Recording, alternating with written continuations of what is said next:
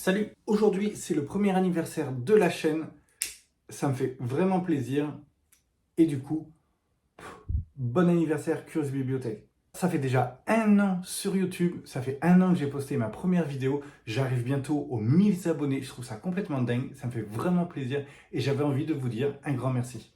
Donc pour marquer le coup, j'ai pensé réaliser une vidéo FAQ. Dans cette vidéo, on va parler de Booktube, de mon organisation ainsi que mes habitudes de lecture. Sur Instagram ainsi que dans ma dernière vidéo YouTube, je vous avais demandé de me poser des questions afin de préparer en amont cette vidéo FAQ. Donc déjà, un grand merci à tous ceux qui ont participé. Et ben voilà, on n'attend pas plus, on commence de suite.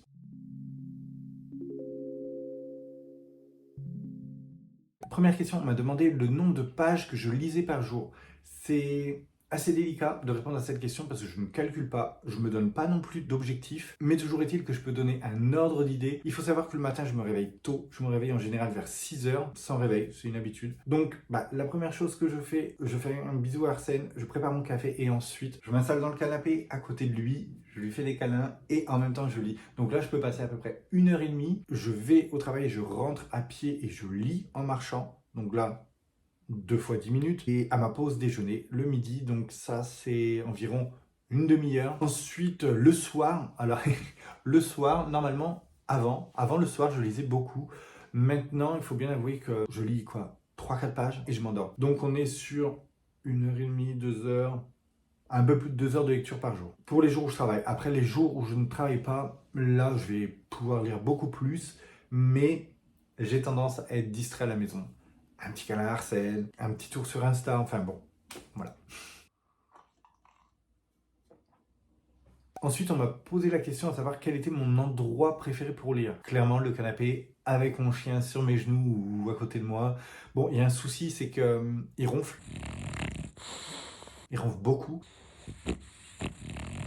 Et si je suis un peu fatigué, ça a tendance à me bercer, voire à m'endormir. J'avoue que c'est peut-être pas la meilleure option, mais c'est mon endroit préféré. Après, sinon, honnêtement, je lis partout. J'adore lire dans des bars, l'été, dans des parcs, sur des terrasses. Par contre, il faut pas que ce soit non plus trop bruyant. Après, je lis avec la musique. Je peux mettre le bruit de la pluie ou des bruits de forêt. Enfin, j'adore. Je trouve ça vraiment trop, trop bien. La lecture me permet aussi de passer ces moments un peu gênants du quotidien. Ces moments où on va se retrouver dans les transports en commun, où c'est pas forcément les moments les plus fun. Réussir à se mettre dans sa lecture, pour moi, ça me permet un peu d'occulter tous ces trucs un peu moins cool, quoi. Voilà. Je regarde parce que j'ai toutes mes questions là, dans l'ordre, donc pour pas en oublier. On m'a posé une question par rapport aux plantes que j'ai chez moi, donc là j'en ai quelques-unes, c'est beaucoup des boutures par exemple que j'ai fait. Dans certaines vidéos on voit pas mal de plantes, je m'occupe de mes plantes, mon gars s'en occupe pas trop, c'est pas trop son truc, il adore qu'il y en ait partout dans la maison. D'ailleurs dans ma salle de bain on a mis de grandes plantes, et ça fait un peu comme une arche vite fait quand on passe au-dessus parce qu'elles sont mises sur des étagères. Ce côté très vert dans la maison, j'aime beaucoup. Donc c'est moi qui s'occupe de mes plantes. Pour plusieurs raisons. Déjà, ce sont les miennes, je les ai choisies ou on me les a offertes. Mais aussi, je trouve que c'est un moment un peu apaisant. J'aime bien, c'est cool. Voilà, j'ai un peu mon rituel en fait. Quand je m'occupe de mes plantes, c'est de la musique douce, de l'encens. Et c'est vraiment un moment où je me détends, je me repose. Alors, il commence à y en avoir beaucoup. Donc c'est vrai que ça prend pas mal de temps. J'en laisse beaucoup dans l'eau en fait. C'est beaucoup plus simple. Il faut changer l'eau régulièrement, mais ça évite pas mal de désagréments avec les moucherons de terreau, tout ça. Toujours à propos des plantes, on m'a posé la question par rapport à ce porte-plante que j'ai dans mon salon. C'est un dressing que j'ai détourné. C'est une idée que j'avais vue, je sais plus, sur Insta ou Pinterest, je sais plus. C'est un dressing tout simple en fait. Je me suis acheté des petits crochets et je suspends des plantes. Je trouve que c'est trop trop cool. J'aime bien cet effet un peu mur végétal. Comme je suis pas chez moi, du coup je peux pas trop percer les murs. Donc c'est une alternative, je trouve ça cool. En parlant de ce que j'aime faire, on m'a aussi posé la question quels étaient mes autres loisirs. Depuis peu, j'ai le crochet. Alors, c'est un peu délicat parce que on arrive forcément au moment où, quand j'ai un peu de temps pour moi, qu'est-ce que je fais? Est-ce que je fais du crochet? Est-ce que je lis? J'ai envie de dire souvent, je me tourne vers la lecture. Je pense aussi parce que c'est le début en fait du crochet, donc j'apprends encore. J'ai l'impression qu'il faut être assez studieux, il faut s'appliquer pour pas qu'il y ait trop ou pas assez de tension dans les nœuds. Enfin bref, c'est vrai que j'ai tendance à me tourner plus vers la lecture, mais je vais essayer de m'organiser pour privilégier des moments pour le crochet, parce que tout simplement j'adore, je trouve que c'est très cool, il faut juste que je m'organise. Donc le crochet déjà, forcément Arsène, c'est bon, c'est pas un loisir, c'est clair, mais j'adore passer du temps avec lui. Quand je suis au travail, il me manque. J'aime beaucoup passer du temps avec lui. Bah, le câliner, lui donner ses bains, même si bah, il n'est pas forcément très conciliant au début. Mais je trouve ça cool aussi. Et puis ouais, lui faire des promenades. Alors, quand je fais des promenades, s'il fait beau, c'est vrai que j'ai tendance à mettre un peu plus de temps.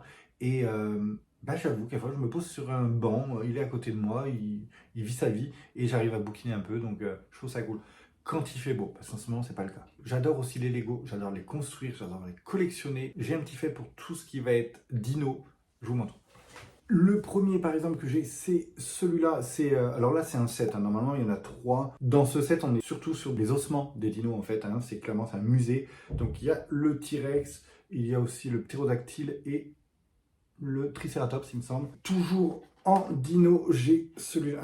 Je vais essayer de pas le faire tomber, parce que je serais un petit peu dégoûté quand même. Le set Jurassic Park, en fait, c'est la fameuse scène où le T-Rex les chasse, en fait, clairement, ils sont dans les voitures. Il est très très cool, je l'adore. Je l'ai reçu comme cadeau de mon gars. Je sais plus à quelle occasion exactement, mais je crois que c'était mon anniversaire. Ce qui est cool aussi dans ce set, c'est qu'il y a plein de petits détails cachés. Quand vous le construisez, vous vous en rendez compte, il vous explique. Il y a même les images du film qui vont avec.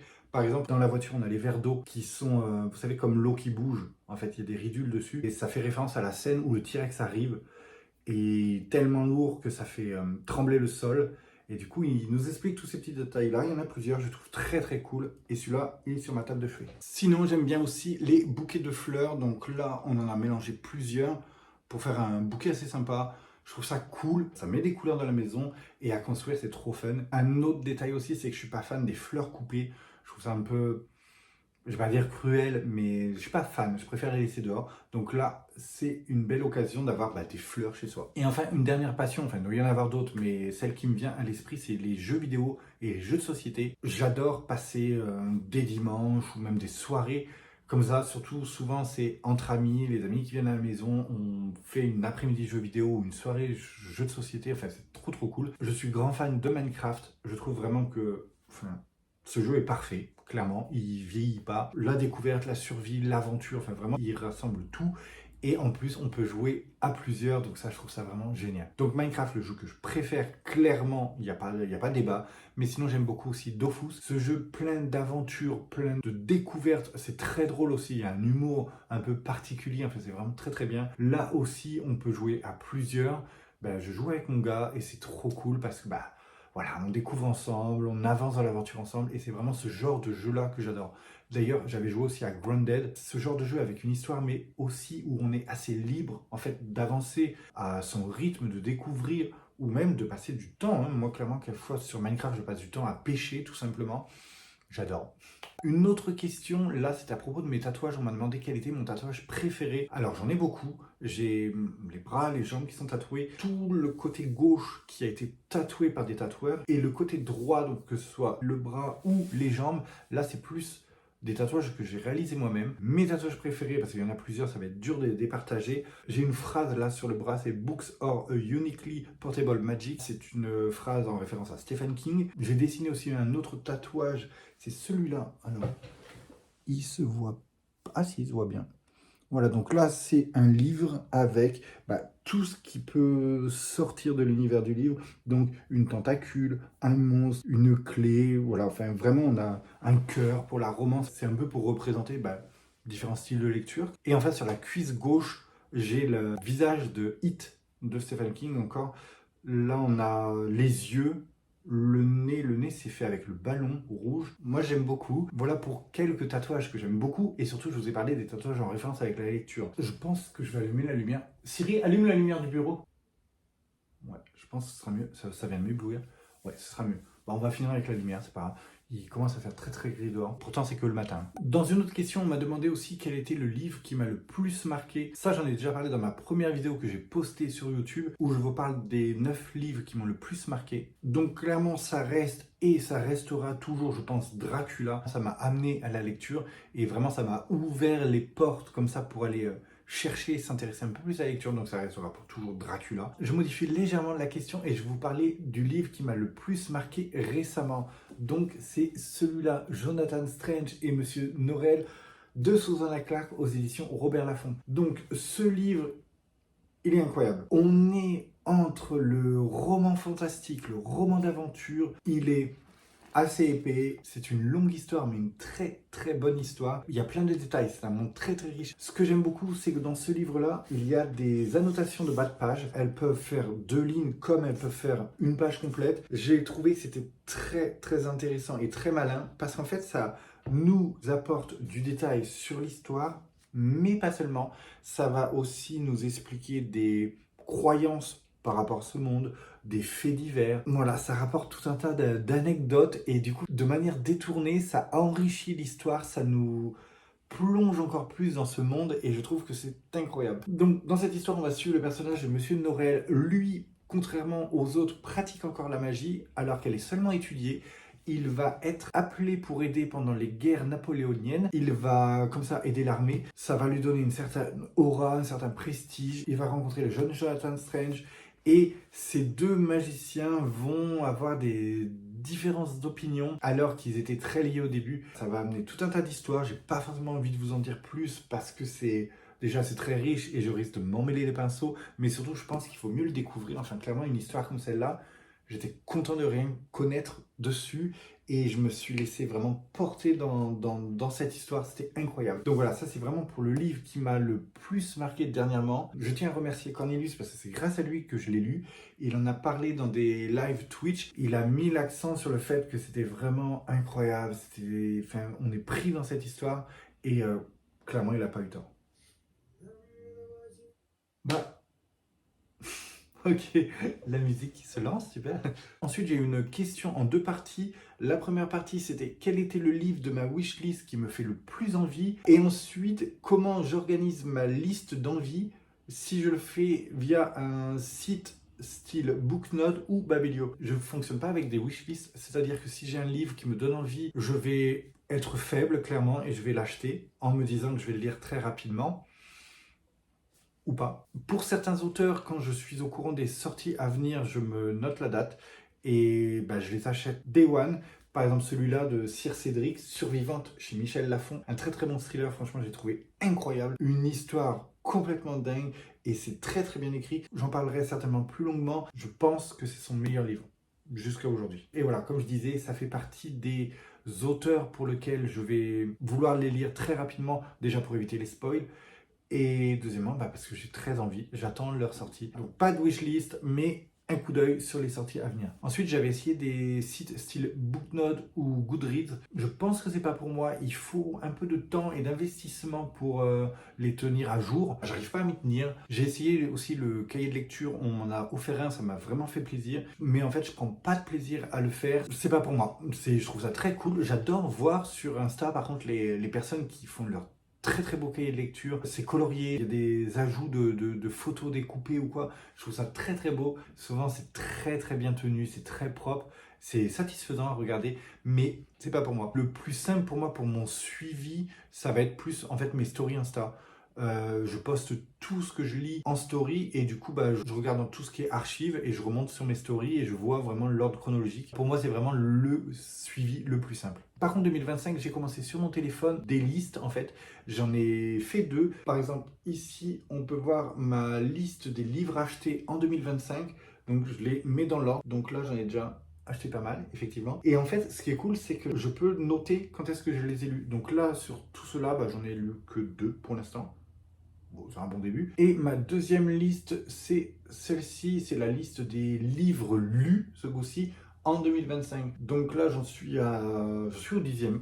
Voilà, donc je la tiens un jour. Comme ça, ce qui est bien, c'est qu'en milieu d'année ou fin d'année, je vais pouvoir voir où j'en suis dans mes lectures. Par exemple, cette année, en fin d'année, c'est vrai que j'aurais aimé savoir mon bilan. Alors, c'est pas par rapport aux chiffres, parce que bon, c'est pas super important, mais c'est plus pour avoir un ordre d'idée. Ce qui est bien, du coup, avec ces 2 listes, c'est que j'ai un visuel très parlant par rapport à ce que je lis, par rapport à ce que j'achète.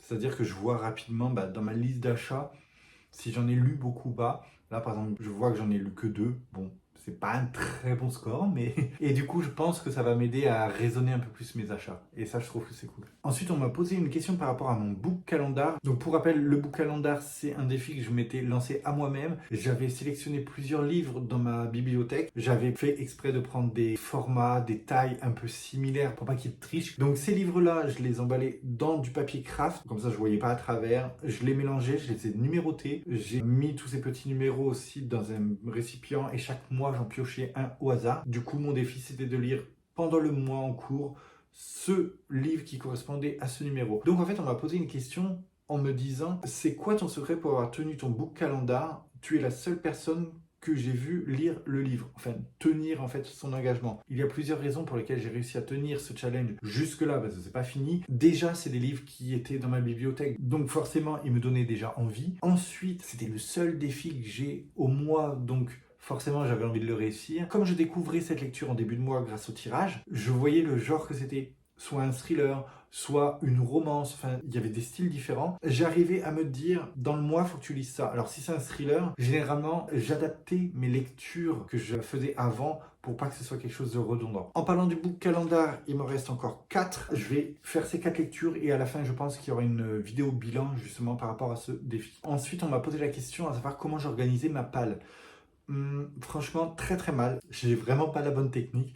En fait, quand j'achète un livre, généralement, je le mets directement dans ma bibliothèque. Au début, il est juste posé. Très vite, il est rangé. Du coup, ça fait que quelquefois, j'oublie des livres. Alors, c'est cool, hein, parce que je les découvre. Je dis, ah, waouh, c'est vrai, j'ai ça, c'est trop cool, ça donne envie. Mais voilà, j'ai pas vraiment d'organisation. Le seul truc, c'est qu'une fois que je les range, ils sont quand même rangés par genre. Ça aide un peu quand même. Voilà, j'organise vraiment très très mal. J'hésite en fait à partager ma bibliothèque. Un coin livre que j'ai lu, un coin livre qui reste à lire. Ça m'embête un peu parce que du coup, ça veut dire que par exemple, tous mes Stephen King ne seront pas ensemble.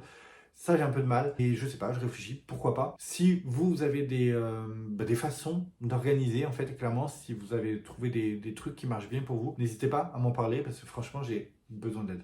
On m'a posé la question à savoir si je préférais dans les livres les fins fermées ou les fins ouvertes qui laissent libre cours à l'imagination.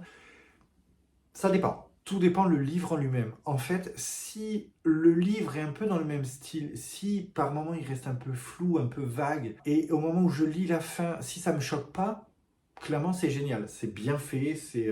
pourquoi pas. J'aime bien même. Mais là où j'ai beaucoup de mal, et d'ailleurs c'est pareil pour les films, hein, c'est quand on va regarder ou lire cette œuvre, et qu'à la fin, on a une fin comme ça qui reste très ouverte, et je sais pas, quelquefois ça choque, quelquefois on se dit, il y a un manque d'imagination, c'est bâclé, qu'est-ce qui se passe? Quand ça passe tout seul, c'est cool. Franchement, j'aime bien en plus ce côté où ça laisse libre cours à l'imagination. En plus, on peut supposer une suite, ça c'est très très intéressant. Mais quand ça me choque, généralement, c'est que c'est mal amené et ça va vraiment me porter préjudice à toute l'œuvre que j'ai vue ou lue avant et je vais en avoir un mauvais avis. Par exemple, pour revenir sur ce livre que j'ai adoré, sans spoil, mais la fin est ouverte. J'ai trouvé que là, en l'occurrence, mais c'est génial en fait. C'était trop bien. Voilà, donc même la fin est bien. Question suivante, là je vais prendre mes notes parce que j'ai pas envie d'oublier quelque chose. On m'a demandé qu'est-ce qui te surprend le plus sur Booktube. Ce qui me surprend le plus, en fait, c'est parce que je connaissais pas. Alors, pas trop YouTube et encore moins Booktube. En fait, c'est la communauté complètement à part, je trouve. Booktube, j'ai vraiment l'impression que c'est un YouTube dans YouTube. En fait, c'est vraiment à part et je trouve ça très très bien. En fait, ce qui me surprend beaucoup aussi, c'est l'impact des vidéos sur les lecteurs. C'est-à-dire, alors aussi bien quelques retours que j'ai sur des vidéos que j'ai fait où on me dit ah, tu me donnes envie de lire ce livre-là, Gwen, trop cool. Tiens, je l'ai mis dans ma wishlist ou je l'ai acheté, je vais le lire, on va pouvoir échanger dessus. Ça, je trouve ça génial. Et aussi l'impact que ça a sur moi. Parce qu'en fait, je regarde pas mal de vidéos. Du coup, j'ai envie de lire celui-ci, j'ai envie de lire celui-là. Ce qui est trop bien sur Booktube, c'est le fait de parler de livres, mais avec l'appui visuel de la vidéo. On voit la personne, quand elle nous parle d'un livre qu'elle a adoré, enfin, ça se voit clairement, ça se ressent encore plus. Ça marche beaucoup sur moi. Alors par contre, c'est pareil pour l'inverse sur les livres qu'on n'a pas aimés. Donc je trouve que les émotions passent beaucoup plus. Ce qui est très intéressant, c'est que le fait de faire des vidéos, je me rends compte de tout le travail qu'il y a en amont pour créer ces vidéos et je trouve ça intéressant, je trouve ça trop cool, les gens passionnés qui donnent autant de temps pour ça. Ce qui me surprend beaucoup, c'est tout ce travail, toute cette passion et je trouve ça génial. On m'a demandé également ce qui avait changé le plus dans ma vie depuis que je suis booktubeur et également ce qui avait changé le plus dans ma vie par rapport à mes cheveux courts. Alors deux choses déjà, je passe moins l'aspi pour ramasser tous mes cheveux par terre, je prends beaucoup moins de temps dans la salle de bain pour me préparer, pour sécher mes cheveux. Plus sérieusement, depuis Booktube, en fait, ce qui a énormément changé pour moi, c'est que je m'ouvre plus aux gens. Alors, par rapport à mon travail, donc je suis coiffeur barbier, c'est vrai que je vois des gens toute la journée, mais là, ça reste mon travail. Sinon, dans la vie de tous les jours, je suis quelqu'un quand même d'assez timide, je vais pas forcément vers les gens. Et le fait d'avoir lancé cette chaîne sur Booktube, j'ai rencontré des personnes trop cool. Je pense par exemple à Julie Goodreads, que j'ai très hâte de revoir, mais aussi à Katharzyna, avec laquelle on a fait une lecture commune, on a fait une vidéo swap, c'était très cool d'échanger comme ça différemment. Je pense aussi à Cornelius, on a pris l'habitude de regarder ses lives Twitch. Je l'ai rencontré également à la Waycon, c'était trop cool. Mais aussi Artistaline, je l'ai rencontré, on a passé une journée ensemble qui était trop cool. On a beaucoup échangé par message. Enfin voilà, j'en oublie plein d'autres évidemment avec qui j'échange régulièrement. Les commentaires sur mes vidéos, ça me permet d'échanger avec les personnes, je trouve ça très très cool. C'est une des choses qui a le plus changé par rapport à moi, c'est que je commence à être un peu moins timide. Une autre chose qui a également changé, c'est ma passion pour la lecture. Je sens qu'elle a évolué, je découvre d'autres univers, d'autres genres de lecture, je m'ouvre un peu plus. Il y a aussi le fait que je fais beaucoup plus de choses. Par exemple, j'ose aller à des salons. Par exemple, j'ai fait l'Ouest-sur-Lan, j'ai fait Rue des Livres, la Waycon aussi. Tout ça, je trouve que c'est un impact clairement positif sur ma vie. Par contre, il y a un autre aspect, par exemple, à cet univers un peu booktube, et je pense qu'il faut le prendre en compte, c'est le stress et l'investissement. À la maison, c'est mon gars qui fait les montages des vidéos. Donc au début, on a commencé comme ça. Et en fait, maintenant, à force de discussion, on s'est un peu réparti différemment les tâches. C'est-à-dire que moi, par exemple, je fais un pré-montage. Et j'enlève toutes les parties clairement où je suis redondant. Ou alors, quelquefois, il y a des moments où j'hésite sur ce que je dis. Donc, ça prend un temps assez long. Donc, je lui redécoupe déjà un peu tout ça. Et déjà, ça m'enlève du stress parce qu'il voit quelque chose un peu plus fini. Les moments où je suis pas sûr de moi, où je doute, tout ça, il les voit moins. Donc déjà, je suis un peu plus confiant. Donc c'est vrai que le fait de prendre du temps pour en parler entre nous, se redéfinir un peu les tâches, tout ça, c'est vrai que ça a beaucoup aidé. Pendant un moment, je voulais à tout prix faire une vidéo par semaine et au final, j'ai vu que ça tenait pas parce que j'ai pas forcément le temps par rapport au boulot ou quelquefois je suis crevé, j'ai pas envie. Donc voilà, donc en fait, j'ai glissé petit à petit vers le côté, je fais des vidéos quand il y a matière à en faire. J'ai envie que le résultat final soit cool, que j'en sois fier. Et voilà, du coup, maintenant, ça prend le temps que ça prend. Il y a aussi des moments où ça met un peu plus de doute. Par exemple, j'avais préparé une vidéo sur Jurassic Park. Jurassic Park, je viens d'en parler, j'adore. J'avais préparé cette vidéo, elle a été filmée, tout était bien, mais au final, j'ai eu un doute parce que je sais qu'il y en a des très très bonnes de vidéos sur cette thématique-là, beaucoup plus documentées, beaucoup plus enrichies. Et oui, ça m'a mis le doute. Bon, est-ce que ça va être assez bien? Est-ce que j'en suis fier ou pas? Voilà, du coup, je ne l'ai jamais posté. Enfin, pour terminer, la dernière question, on m'a demandé si j'étais sûr de pouvoir vivre de mes vidéos YouTube, est-ce que j'arrêterais mon job actuel? En vivre, enfin, je suis réaliste, quoi.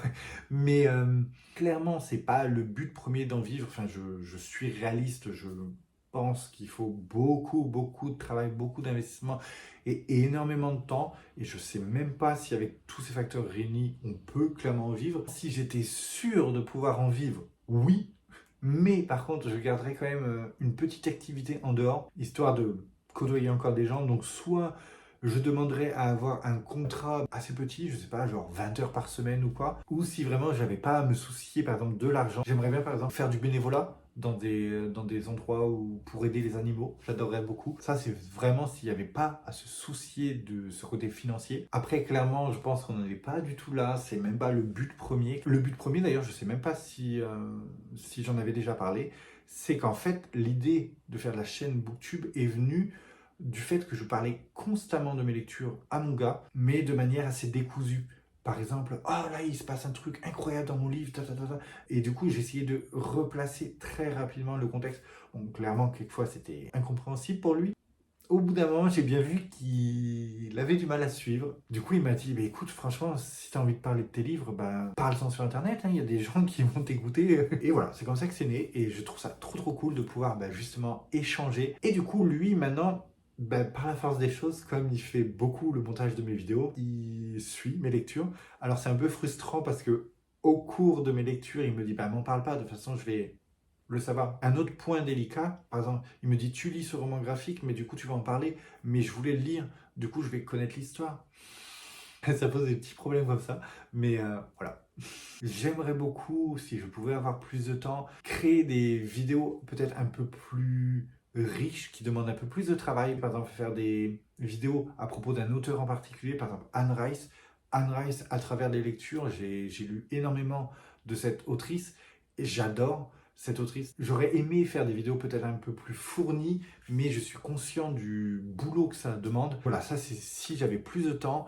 Et également des concepts de vidéos, par exemple celle qu'on avait fait Cover Quiz, que j'ai vraiment aimé tourner avec mon gars, je trouve ça trop cool. Mon gars avait préparé ça en amont, il avait choisi des couvertures de livres, donc que ce soit en édition française ou pas. Je devais du coup deviner de quel livre il était question, juste avec des zooms. J'ai adoré, franchement je trouve ça trop sympa. C'était plus ou moins difficile, ça dépendait des couvertures en question. Ça je suis conscient par exemple que c'est une vidéo qui serait peut-être plus cool en format Twitch, où ça pourrait être interactif du coup avec des personnes donc, qui seraient présentes sur ce live. Après, est-ce que je suis prêt à en faire? Non, je pense pas. Parce que c'est encore un autre exercice, je pense, et qui demande encore une fois de l'investissement, du temps et peut-être un petit peu moins de timidité encore. Donc, on verra pour la suite.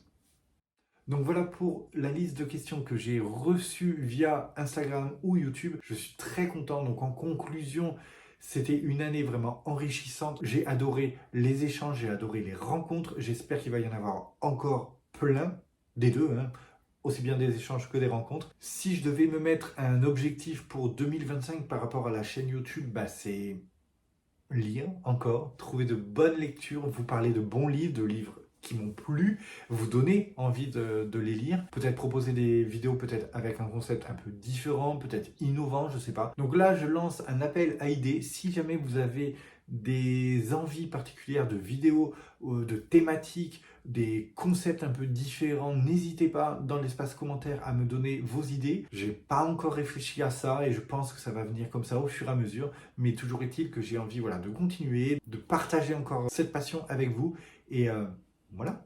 C'est la fin de la vidéo, j'espère qu'elle vous a plu. Je tenais encore une fois à vous remercier, on est de plus en plus nombreux, ça fait vraiment plaisir. On peut se retrouver sur mon Instagram ou dans la prochaine vidéo. Pas du tout. Alors, j'ai demandé quelles étaient mes autres questions. Comme ça, j'arrive pas. Du coup, pour aider pendant les guerres napoléoniennes, il va être appelé pour aider pendant les guerres napoléoniennes. Il va être donc par exemple pour revenir sur alors on m'a également demandé je préférais dans les livres les vins. On m'a posé et comme c'est des avec des